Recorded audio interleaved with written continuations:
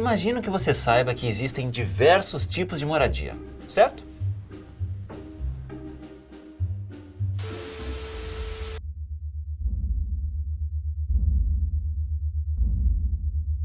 Mas imagino também que você saiba que muitas pessoas não têm moradia e vivem muitas vezes nas ruas, dormindo em locais improvisados. Só que no Brasil, está na lei. É direito de todos ter um lugar para morar.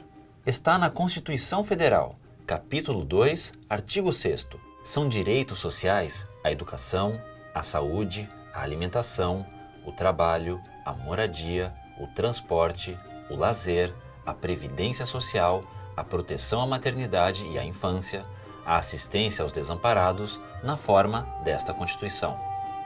Isso quer dizer que o governo tem que garantir moradia aos cidadãos brasileiros. Para buscar atender essa lei, existem projetos governamentais. Em alguns deles, o governo usa uma parcela dos impostos que são pagos pela população e constrói moradias para a população que mais precisa. Essas construções são chamadas de habitação de interesse social, conhecidas também como moradias populares.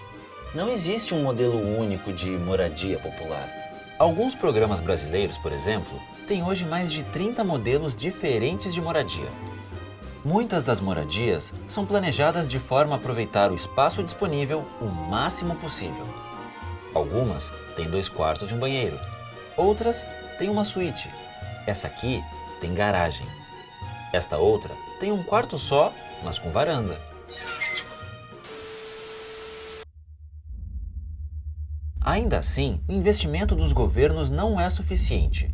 E, infelizmente, é grande o número de pessoas que não têm onde morar ou vivem em moradias bastante precárias.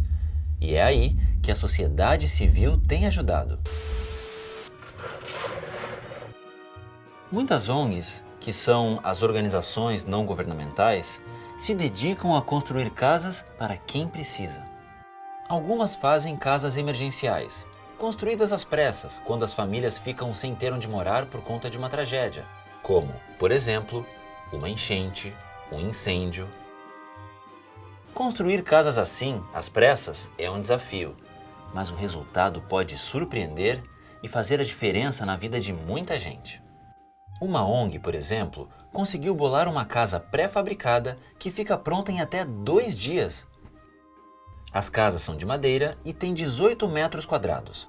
12 estacas, também de madeira, levantam a casa do chão para evitar que entre água da chuva. E o teto é de zinco. Ela é de fácil transporte, caso precise ser deslocada de um lugar para o outro. E custa muito pouco.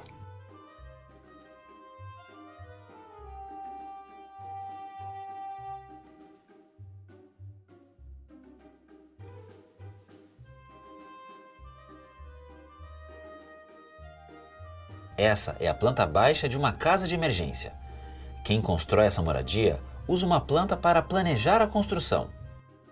Mas afinal, o que é uma planta? As plantas são representações reduzidas do espaço, feitas do ponto de vista vertical. Nelas são representados os elementos da paisagem de pequenas áreas, como uma casa, uma praça ou parte de uma cidade. As plantas são utilizadas para diversos fins, inclusive para a localização. No GPS, por exemplo, o que visualizamos são plantas dos locais onde estamos ou dos locais em que queremos chegar. No caso das construções, as plantas são fundamentais, pois trazem as medidas e divisões dos cômodos para planejamento da construção. A representação de moradias surgiu há muito tempo. Segundo os pesquisadores, símbolos gráficos já registravam projetos de construção desde a Mesopotâmia, lá pelo ano 2400 a.C. E olha só esse símbolo, um hieróglifo do Egito Antigo que significa habitação. Não lembra uma planta? Em uma construção, a planta serve para que nada saia errado na hora de colocar a mão na massa. Mas além de indicar as dimensões dos cômodos e a localização de portas e janelas, por exemplo, A planta de uma moradia precisa levar em conta as necessidades e o bem-estar dos futuros moradores. Se cada casa deve prezar pelo bem-estar de seu morador, o conjunto dessas casas precisa atender às necessidades de toda a comunidade.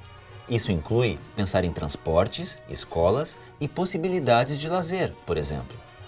Isso também está no mesmo artigo da Constituição, lembra?